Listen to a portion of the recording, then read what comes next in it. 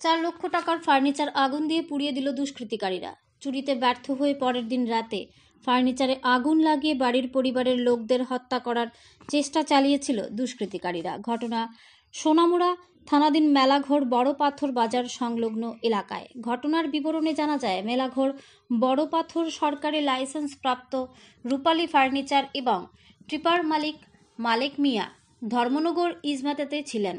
আর সেই সুযোগে চোরের দল মালেক মিয়ার বাড়ি থেকে তার তৈরি করা ফার্নিচার বের করে রাস্তাতে নিয়ে আসলে ওনার মেয়ে দেখতে পেলে চোরের দল এই ফার্নিচারগুলো রেখে পালিয়ে যায়।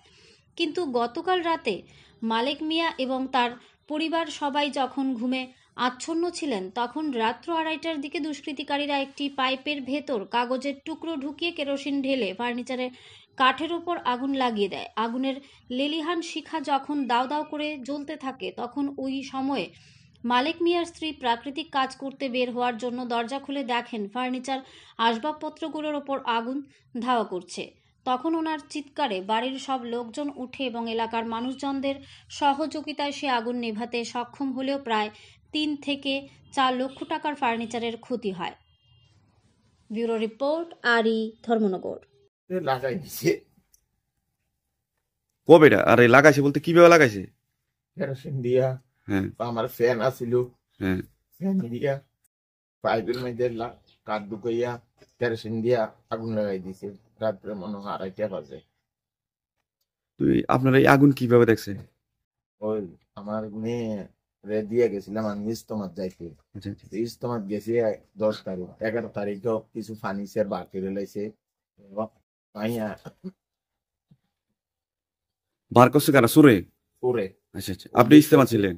ওই বাইর করতে টিনের মধ্যে বাড়ি কেউ নেই, হুম। অনেকগুলো ফার্নিচার বার করে লাইছে, বার করে ওই দিকে জমা করছে আচ্ছা। গাড়িতে পুরো এনে লইলে আর কি। হুম। কেডো কেডো কনে তোর ভাগ্য গেছে, পরে গ্রামের মানুষ, আমি তো বাড়িতে নাই, এলাকার মানুষ আইয়া আর লোক পাইছে না, এটাদের বাড়িতে আনছে। হিন্দু মুসলমান সবাই একত্র হইয়া আইছে, আইয়া বাড়িতে আনছে। তো এরপরে আমি বাড়িতে আইছি, আউনের পরে রাত্রে 2:30 বাজবো মনে হয়, আগুন লাগাই দিছে। মানে আগের রাত্রে চুরিতে ব্যর্থ হয়েছে আপনার বাড়ি?